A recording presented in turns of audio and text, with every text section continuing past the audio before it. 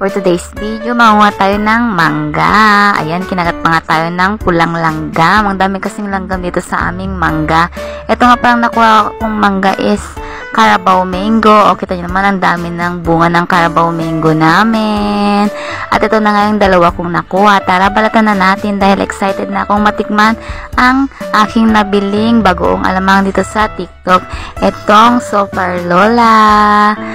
Itong napili kong flavor nga pala guys is spicy. Tara, tikman na natin. Hinalo-halo ko pa nga siya dyan guys.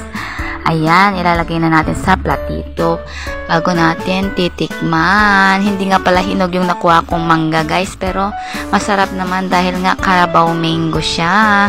Ayan, tara, kain na tayo. Sabay-sabay tayong matakam at mangasim. Ang sarap talaga nitong bagoong alamang na ito guys.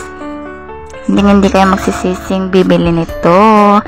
Sobrang sarap nitong spicy. Hindi siya ganon kaanghang. Meron ding sweet na flavor dyan sa ating yellow basket. Kung gusto nyo rin ito, mag-check out na rin kayo.